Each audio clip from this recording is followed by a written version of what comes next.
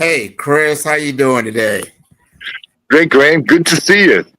Well, this is our nighttime edition for Hmm. the big picture. Most people won't realize that you're in LAX, I'm in Omaha, Nebraska, but we make it happen week to week. And I know, like last week, we discovered or we explored digital currencies and digital nations and the battle for monetary Oh, yeah. sovereignty. But today, here it is, the big question. What happens when countries stop competing alone and start forming digital alliances? I want to hear your take on digital alliances. We're going to be talking about this for the next hour or so. And that means, how the competition, US, China, Caribbean, and the rest of the world, this is opening up a whole new thing. So tell us what you think about, digital alliances and how do you define that for Chris? Well, Graham, you know what I like. I like to always go back a little bit in history and start. And alliances have been between countries have been going on for centuries, right? And if you go back to the time when there were a lot of kings and queens, well, the easiest way to make an alliance was marry some princess to your prince, right, from another kingdom, and you make an alliance, right? Unfortunately, I think that's a pretty simple way to do it. It's just not really an option today, is it? It probably doesn't have the same, romantic interlude as we would think, probably not as good. But those alliances are probably still taking place. It's just maybe they're above the table, maybe they're underneath the table, but you start to see them because of what's happening. Because there are alliances, whether you want to call the Brexit, or the alliances, even with CARICOM, right? That really is a financial alliance of different countries coming together. So, but we're talking about digital alliances, which kind of new, right? Right. So those are some agreements between countries and regions and whatnot. But they're forming these coalitions. They're looking at payments and how do you make this financial highway system? So this could be some interesting things, as what you alluded to last week around the CBDC or stable coins. I mean, what does this mean around digital alliances? Well, Grant, I got to tell you, I just love the fact that you're able to do some really creative things and to introduce into our financial show some romanticism. I thought that was great. Yeah, there's romance in finance too. By the way, it's not without it, right? There's a lot of romance in finance when you break it down. But yes, I Well, agree. well, I mean, let's face it, the number one romance, the love of money, right?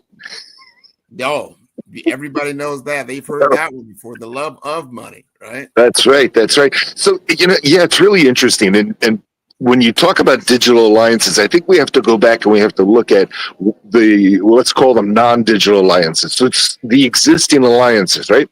So the ones that come quickly to mind for me, I mean, first, the European Union, right? That certainly is an alliance. And there's no longer a French central bank or a German central bank. There's the euro and the central bank of the euro, right? So that's clearly an alliance. I mean, we go down to the Caribbean. You have CARICOM. While my feeling on CARICOM, that it was a great way of bringing everything together 30 years ago. And it has not been updated and desperately needs updating because so much of it does not reflect today's world, especially with our topic, digitalization, right? I mean, the internet didn't exist when they put CARICOM together. So just think about how far behind that is, right? And then you look at especially in the banking side, you mentioned it before, the BRICS, right? Yeah. So, Brazil, Russia, South Africa, China, this is another whole alliance. And actually, that is an alliance that is probably the easiest to go digital. Interesting how you bring all this to bear. Now, one thing that I'm curious about is that I know China is very aggressive. They're pushing the digital yuan, I think they call it. There's Belt and Road Partners that they do. The EU is testing all this stuff that you just talked about, cross-border settlement pilots. BRICS is exploring some digital settlement currency. These are settlement currencies, but this is my understanding. You can correct me. Why is the U.S. has it launched a CBDC yet, or is it quietly building an alliance through maybe regulation framework or some kind of stablecoin adoption? I mean, because you talked about that, how it's adopted or tied to the U.S. Treasury. What's going on in the U.S. and how this all comes together? Well, Grant, really interesting because the answer is going to surprise you. Okay. Clearly, the U.S. government can work on a CBD. I mean,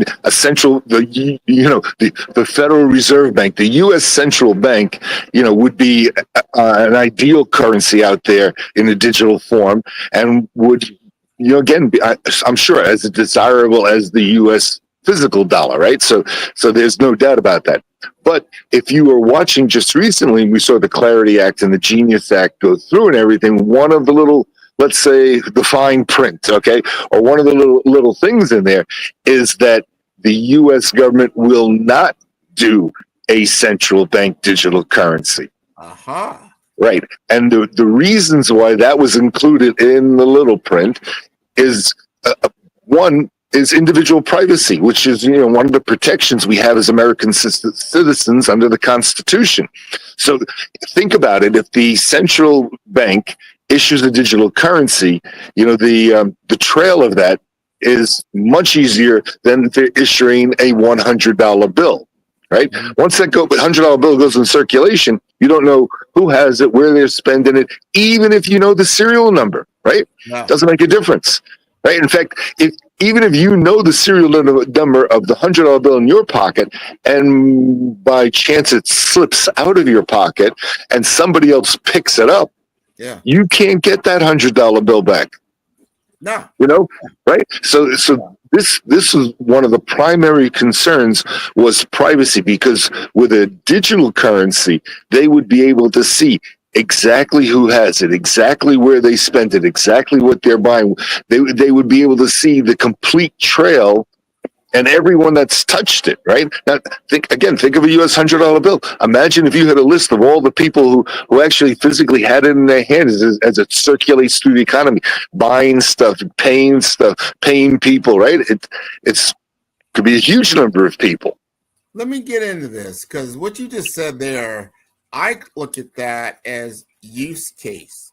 There are use cases for digital currency. There's use cases for traditional monetary currency, loose change, if you want to call $100 bill, loose change, things of that nature. But anything that's has a digital signature can be traced. But physical dollars is a different thing.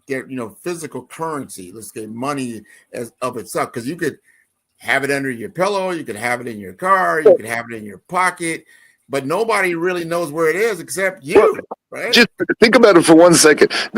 You can physically trace a $100 bill, right? Ask any bank robber. You go into the bank, you get the $100 bills, you go out, the thing explodes, all the bills are pink. Yeah, that's traceable.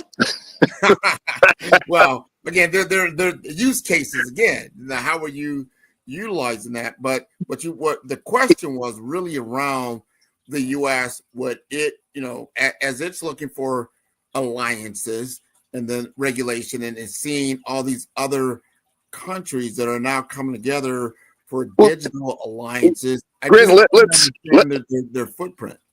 Let me hold you up a little bit, because you're unwrapping the layers of that onion pretty quickly, and there's some things to go into it just a little bit, right? Okay. Again, when we talk about a central bank digital currency, again, the what's in the Genius Act and the Clarity Act and these things that have just recently been done is that they can't do it, right? So the argument, of course, is privacy, and the argument is protection under the Constitution. Okay, the other side of the argument, of course, is that, this would, people that are doing legal things with their money, have nothing to fear, right?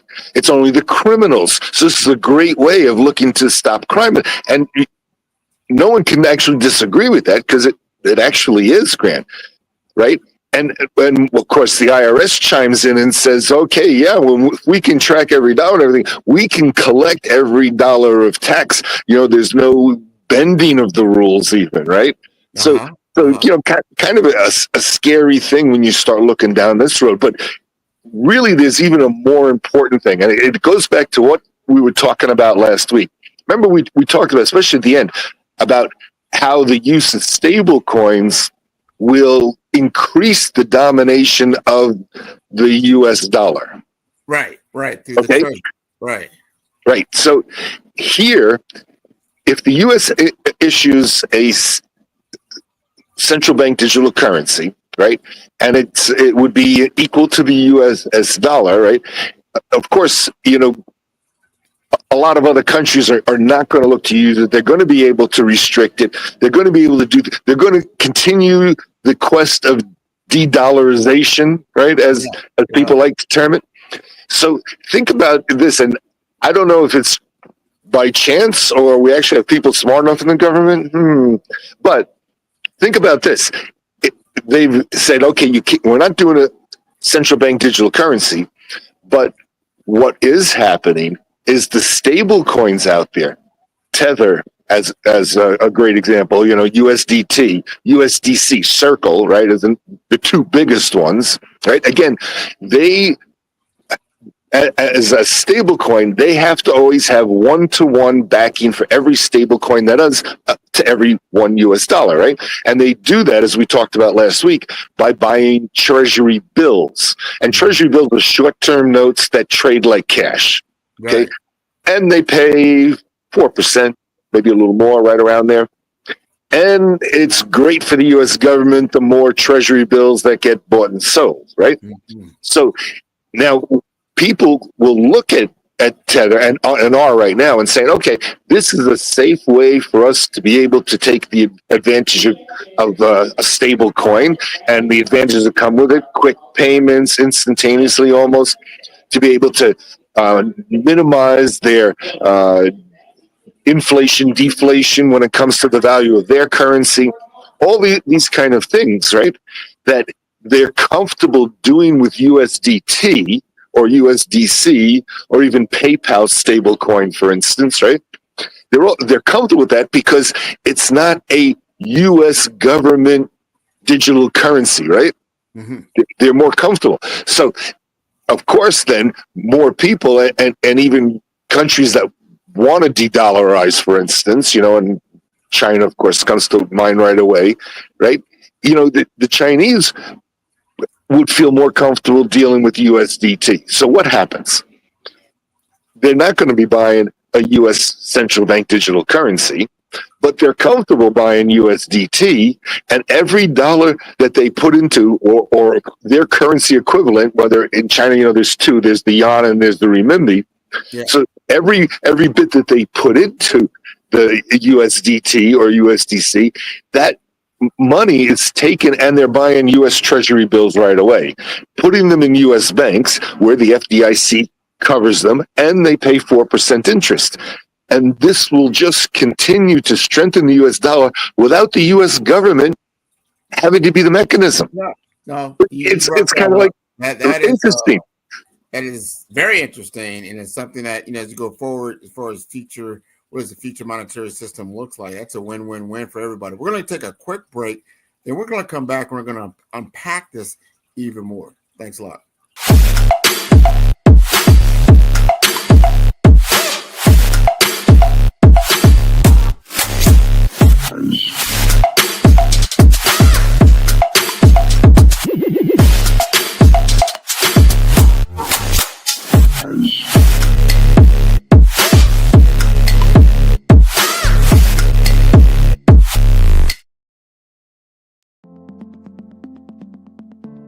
The difference between influence and legacy, it's the platform that carries your voice. You're not visible because you lack talent. You're visible because your brand doesn't speak. I've built 5-star BD&M to change that. Most leaders have the expertise, but not the presence, the vision, but not the vehicle. Across 3 cities, one brand is helping leaders rise above the noise. Here in the heart of Omaha, strategy isn't left to chance. It's engineered with precision. In Omaha, we engineered your Zachner brand, AI-powered, data-driven, precise. TISA went from a local nonprofit to a national speaker in 90 days. We don't guess your brand strategy, we build it. On the shores of St. Croix, your brand takes on depth and meaning, shaped through curated retreats and legacy experiences. In St. Croix, strategy becomes soul. Our retreats don't just refine your message, they rediscover your mission. One founder rewrote his entire company story here. Funding followed 30 days later. This is where leaders remember who they were meant to be. In Vibrant Miami, momentum meets amplification, transforming your voice into a movement. In Miami, your brand becomes a movement. Business development accelerators, audience building. Joy came with an old website and an outdated company name, but she left with 5,000 followers and a waiting list. This is where you scale with soul. 3 cities, 1 mission, your legacy ignited. It started with a thread. Let's pull it together. Stop blending and start leading. 5-Star BDM, where legacy is engineered, embodied, and ignited. Visit 5starbdm.com and book your brand audit today.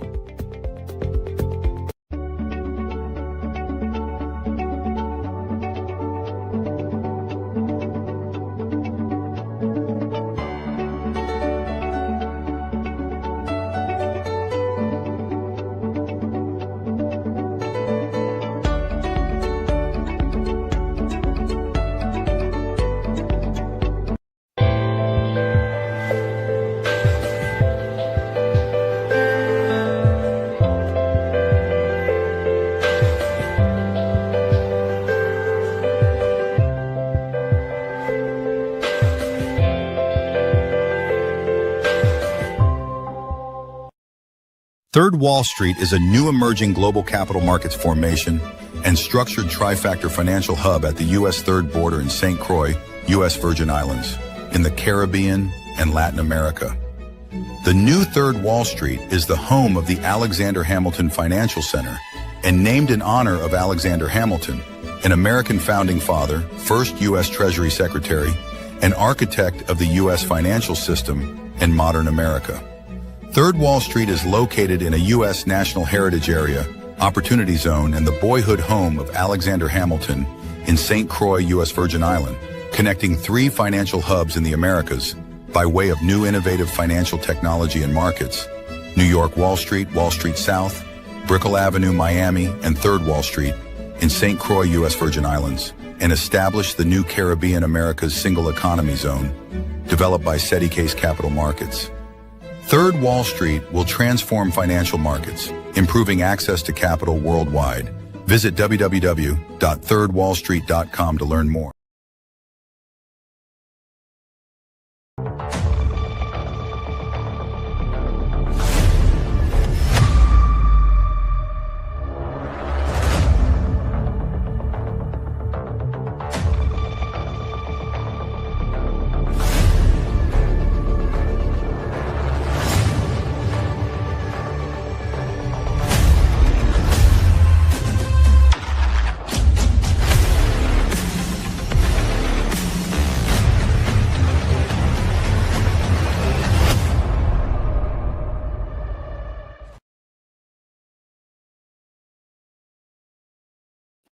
Hey, I'm glad we are back. I'll tell you, Chris, you threw a lot at us on that last segment, and you walked us through a lot of different things. I want to make sure everybody understands when we're talking about, the CBDC, which is really about, to me, in my opinion, you could correct me, is about internal control, how government issues, regulates, tracks money within its own border. But a digital alliance is about external connectivity. And they answer the question, how do my digital dollars talk to your digital yuan or your digital euro? Alliances, really become the glue that makes the global system work right. So my question to you is around these power shifts and the geopolitical situations that are going on, and if you could these digital alliances threaten the dominance of the U.S. dollar in global trade or not? Well, Greg, really good questions, and you're really putting me to the test here now, and appreciate that. Right. So I want to go back just to when we started talking about the BRICS, right? The countries that are involved there. And we know already that China's been successfully rolling out the E-yuan domestically. And I think it's something like 16 provinces in China are actually using it. Now, what's interesting, of course, is China is really the leader of this BRICS alliance, right? Which is a financial alliance, right? So we look at some of the things that the BRICS alliance has done. I mean, one of the important things is the connection between China and Brazil, right? Mm-hmm. Where China and Brazil do trade in renminbi, which is the Chinese international currency, right? So the yuan is the domestic one, the renminbi is for international. So they do business in renminbi. So there's no transfer into dollars from Chinese yuan into dollars into Brazilian reals, right? There's no transfer at all. It's just directly, and everything is settled between Brazil and China in Chinese currency, right? The same thing happened some years ago where in the oil business, and you know how huge the oil business is, you know how much money's involved in that, right? The first time in history that oil transactions were not done in US dollars was some years ago when Russia and China formed a trade relationship for oil where China was buying oil from Russia and able to pay in Chinese currency, the renminbi again. Mm-hmm. Okay. So the letters of credit, for instance, were not US dollar based, right? The payments were not payments in US dollars. It wasn't, going from one currency to US dollar to another currency. It was straight right between China and Russia. So if we look at that, and there's other examples, right? And then we think about this BRICS alliance, and already has the financial rails, so to speak, right? They're already very capable of moving huge sums of money and doing trade on their own. To me, and this is me thinking about the future, right? So I can't be wrong today anyway, Grant, right? So I think about that and I say, how easy would it be for the BRICS alliance to financially digitalize? And when you look at that, you have to say that the easiest way to do that would be just to use the E-yuan. Yeah. Right? It's a currency already. It's backed up by China, who is a rich country at this point, right? Their capital reserves are huge, right?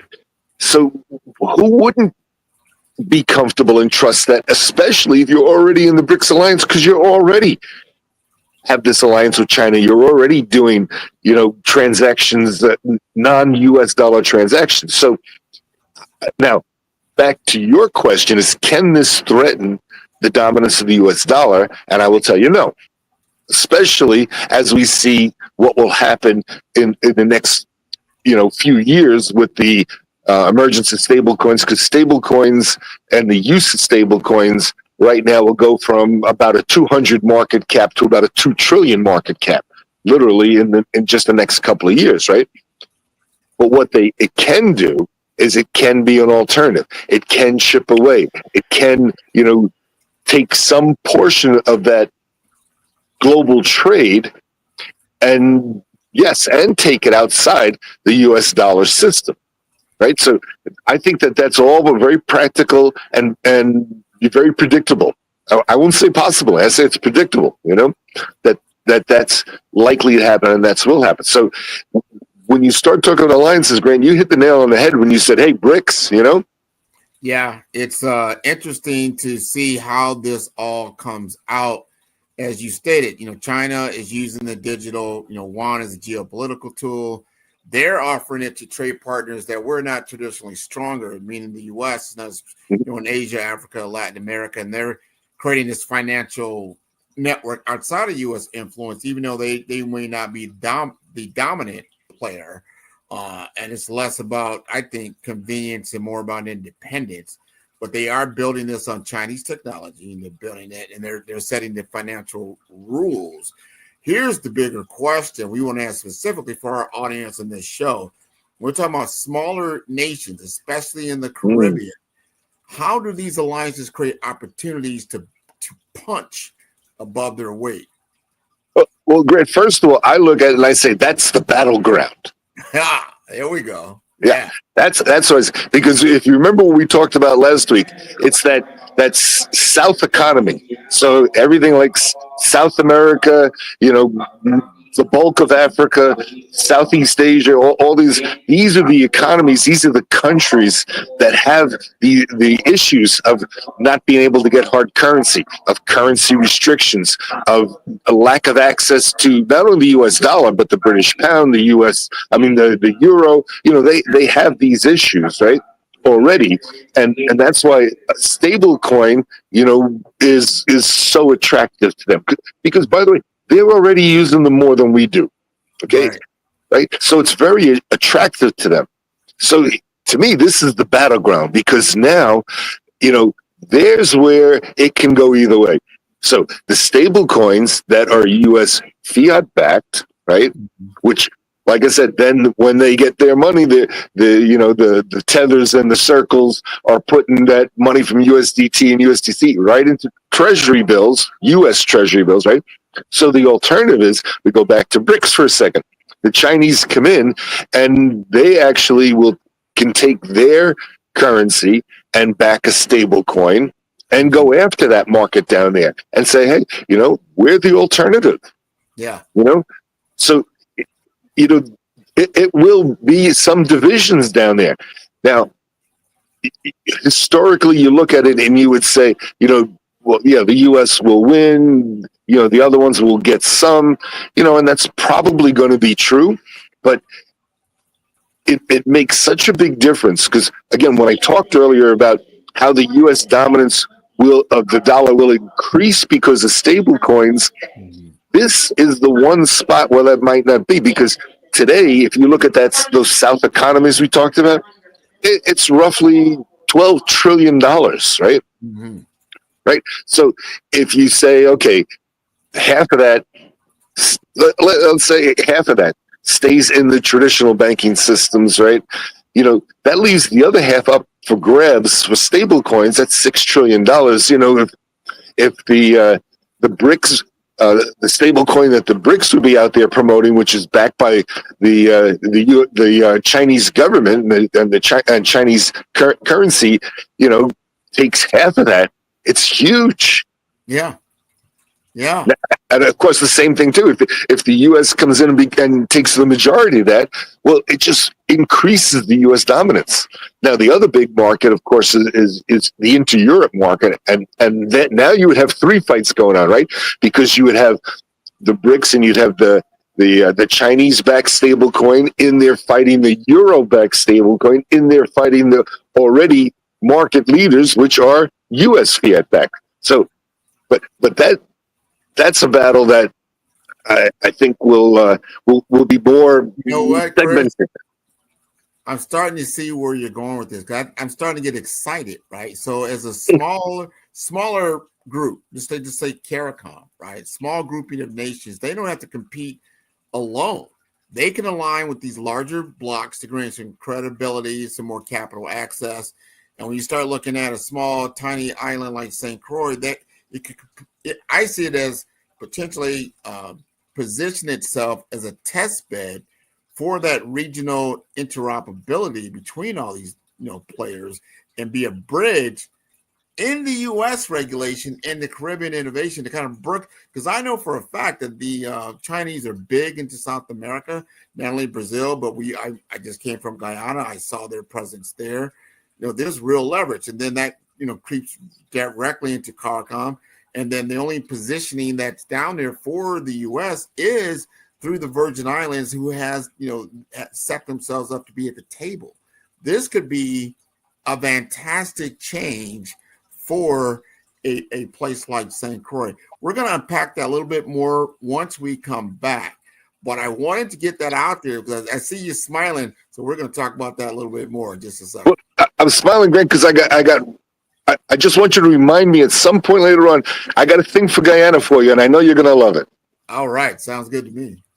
Follow the Brand TV broadcast host, Grant McGaw, as he visits with top executives and entrepreneurs to find out their secrets of success with their personal brand. Follow the Brand TV broadcast host as he focuses on brand development to build better relationships, bring value to your business, relationships, and career. You will enjoy listening to each episode that is tailored to speak to you directly. If you're looking for this type of clarity in terms of building your brand, you have tuned into the right station.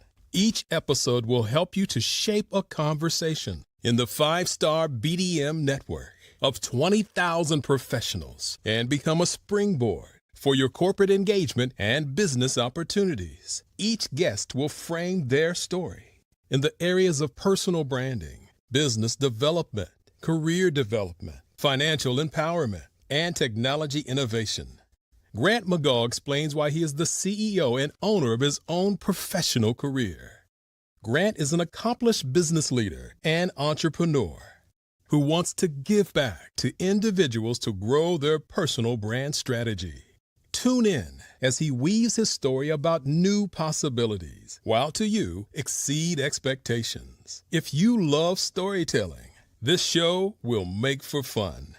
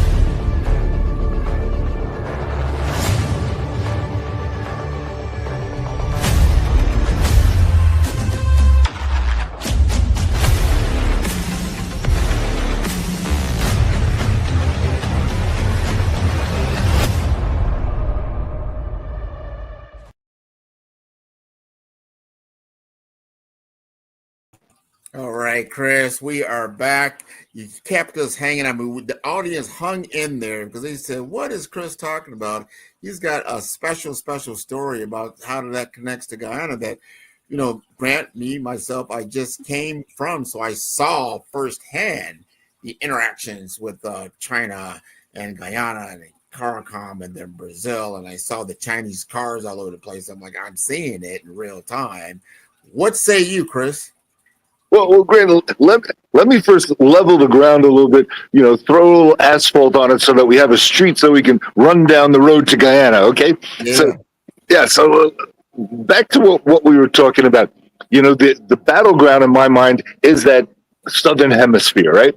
Mhm. And if I'm leading any of those countries, and I don't care if it's Argentina or Jamaica or Panama, South Africa, well, not South Africa necessarily doesn't fit so well into this, but Zambia, any of these other countries that have these economies that are in need in a lot of ways, it's a great opportunity to play both sides. Mhm. And you can do it. You don't have to only align with the BRICS and the Chinese digital currency. You don't only have to align with the U.S. because while they might threaten, okay, they're going to stay in the game with you even if you're doing stuff with the Chinese. The Chinese will threaten, but they will stay in the game with you even if you're doing stuff with the U.S. So they should not lose that advantage. And that would be now, of course, we're talking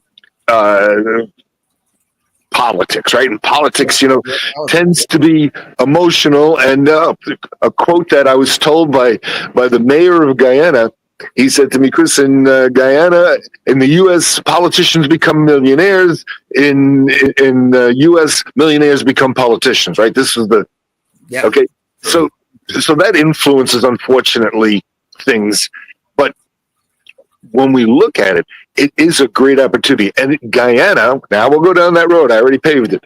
Guyana, historically, funny to say, has done exactly that. Mm. Let me tell you what I mean. Okay, back in the early 60s, when the Great Britain granted the independence to Guyana, it was British Guyana before that, right? And it was under the control, it was a colony, right? Colony, okay? So once that colonial rule went, the man that took over was President Burnham. Mhm. Okay? He was first president of Guyana. He took over, and he did an amazing job of balancing the Russians and the Americans. Right? Remember, this is the early 60s, Cold War still going on and everything else. He did a great job. He was able to get money from both. I mean, he probably could have done a better job of using that money for the people, but that's a different story, right? Yeah. But politically, he did a great job of balancing both. And I'll tell you what, when I first went down to Guyana, which was 1986, 87, right? Mm. The U.S. Embassy was a wooden building. Now, Guyana is well known, especially historically well known for having great, good wood, very hard quality. The green heart and these kind of woods, purple heart, are really hard wood. So they're great for building. And in fact, if memory serves me right, the largest all wooden cathedral in the Western Hemisphere is in Georgetown, Guyana, right? Great example. Really saw it. Yeah, beautiful building. It's beautiful, right? And big. So Very large. what Burnham did. So when I first went down there, of course, I went to the U.S. Embassy, and by the way, the commercial attaché was so good. No Americans went there at that time, and this guy was doing secretarial work. I walk in and I want to know about business. This guy was like thrilled, but they were on Main Street in an old wooden building. Okay. Mhm. And I guess they had been there for quite some time and probably would have stayed for quite some time, except that the Russians came in and built a cement fortress a couple of blocks away. Well, Okay. like immediately the U.S. got out of that wooden building and went and built an even bigger cement fortress not far from the Russian embassy, Yeah. which both are still there today, I So- saw them both. You're right. Yeah, you see, so it's just interesting, and Burnham, and even when Burnham passed away, Desmond Hoyt, who became the next president for quite some time, who had the privilege of meeting on several occasions and being able to sit in his office with Vice Minister Paris and discuss some things as a young man, was very interesting, right? They continued that policy of kind of give and take with the U.S. and with Russia. Well. Until, of course, you got to the 90s, and then, Russia no longer was the power and the ability to have that influence anymore, right? So it's quite interesting. So you see the very history of Guyana, what they were able to do politically should be the model for the Caribbean and for the Southern Hemisphere on how to deal with the digitalization battle. That makes sense. That makes sense. Take a page out of their book and utilize and see where you fit on the chessboard, right? You have to understand this. I want to shift just a little bit because we've been talking about finance and we've been talking about digital currency, but we haven't really dug into the technology and the technology risk.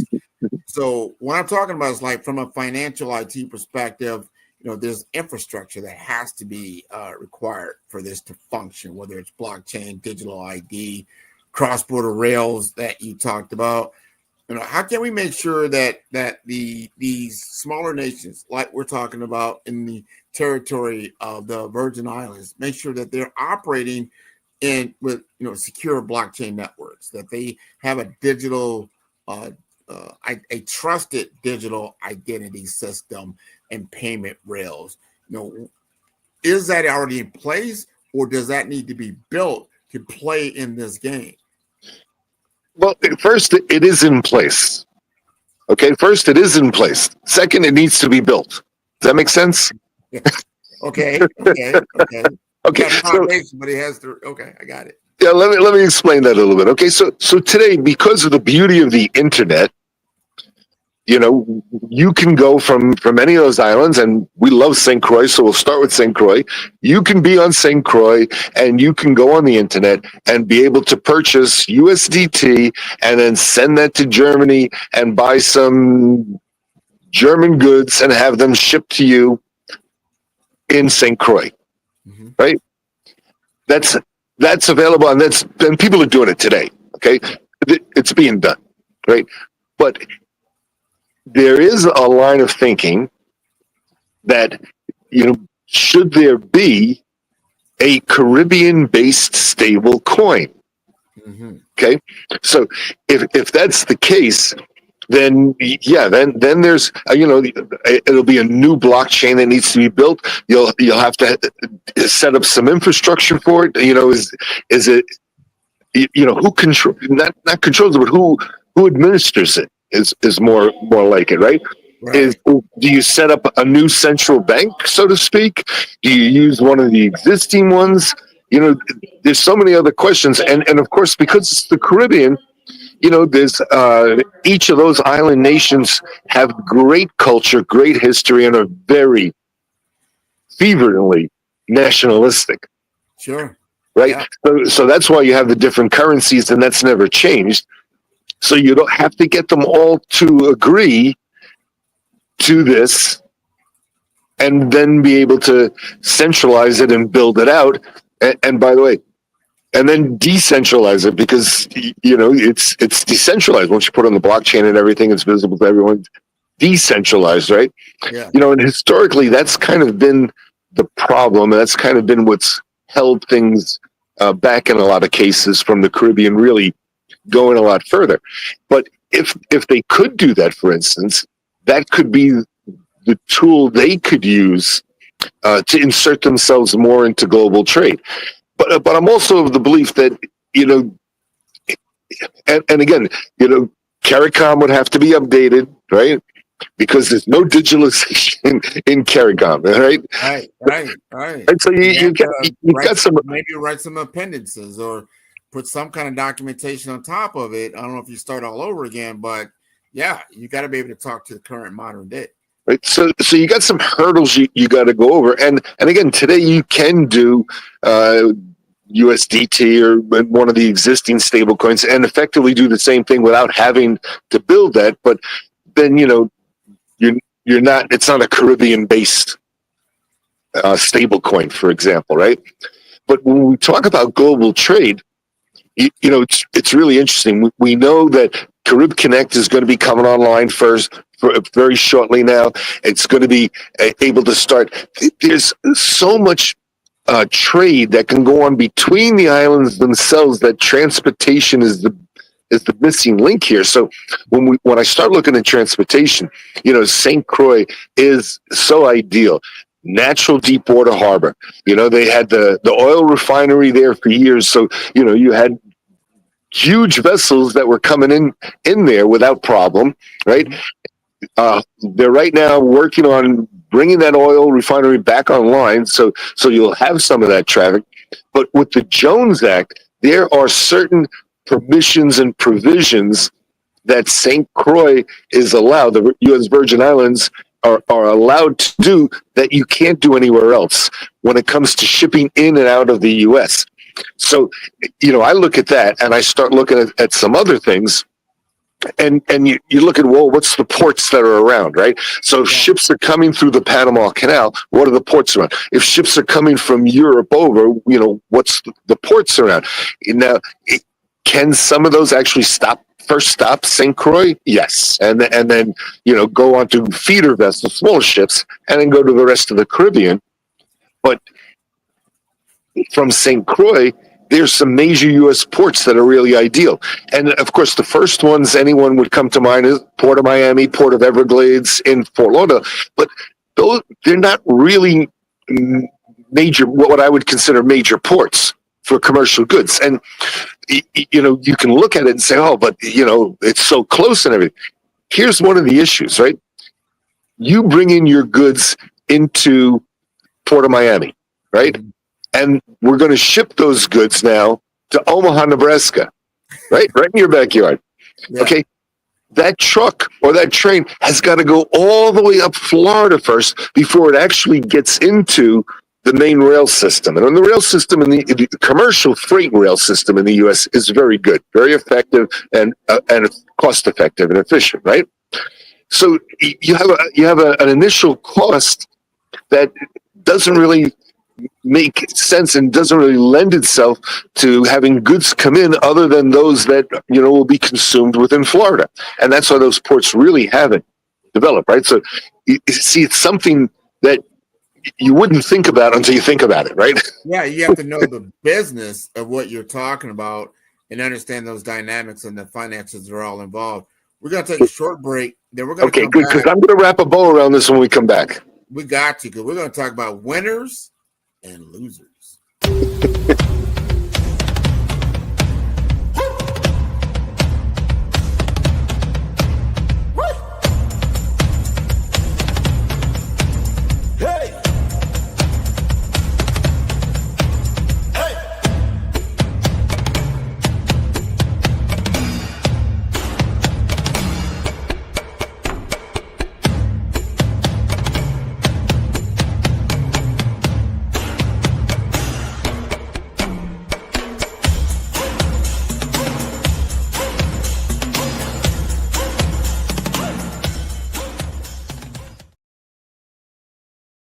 In today's fast-paced financial landscape, access to capital is the key to success.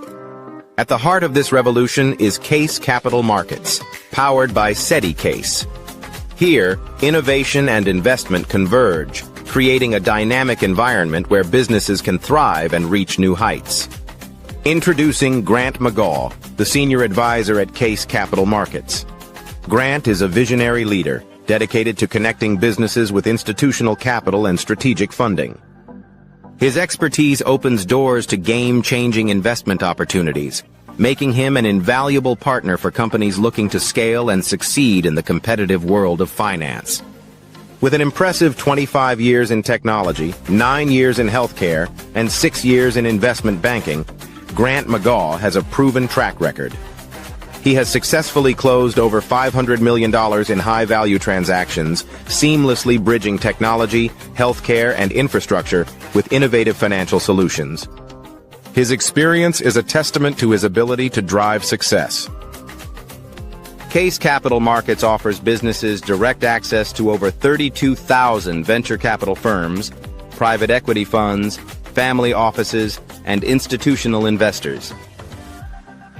This network empowers mid-market companies with under $100 million in revenue to scale beyond their limits, unlocking unprecedented growth potential. Debt, equity, growth capital, public offerings.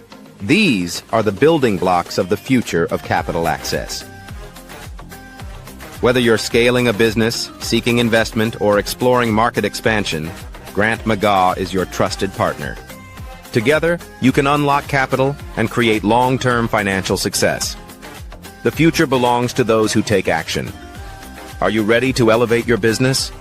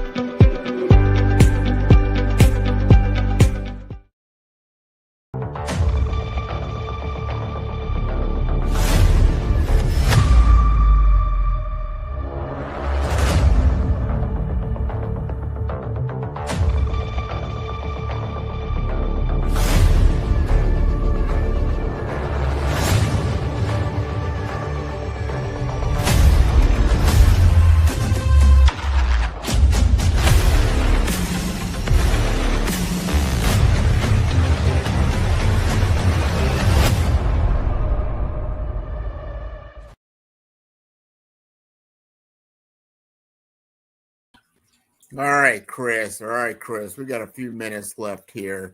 I want you to wrap us up. Bring us home.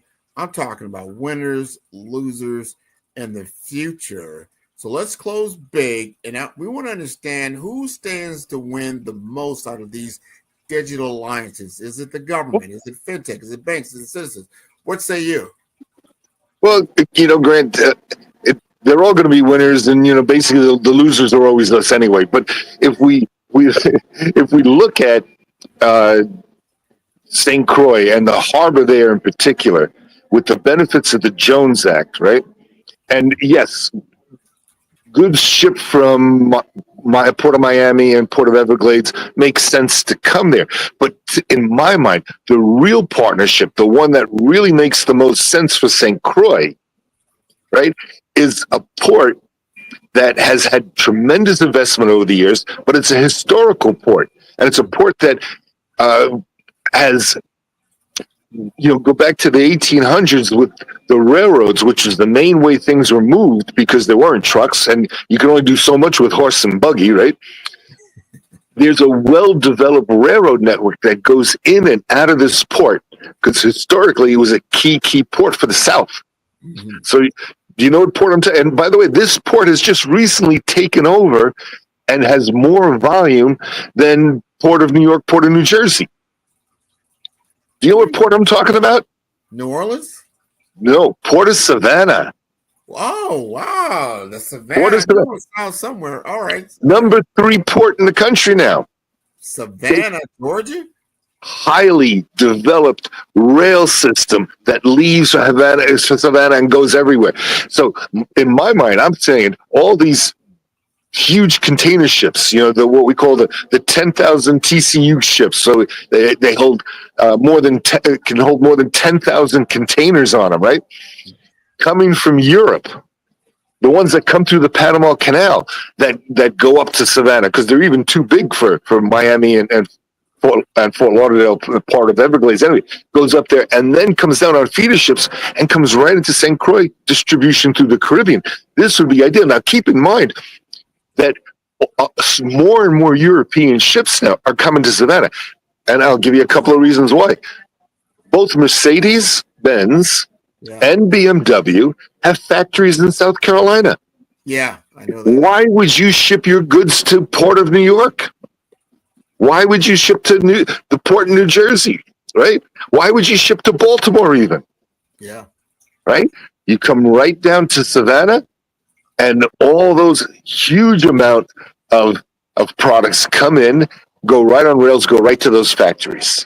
And I mentioned Mercedes and BMW because everybody will recognize them. But there's a huge manufacturing base down there. In fact, I don't know if you probably know, but at one point, and probably still is, the furniture capital of the United States was between North Carolina and South Carolina. I knew that, yeah. Yeah, right. Historically, I mean, you can go, back to early origins of this country. This is where furniture came from. So, just think about everything. Now, interesting with Savannah also is goods that get shipped out of Savannah. Right, 85% of all the goods shipped out of Savannah are 100% American-made goods. Shipped out, yeah.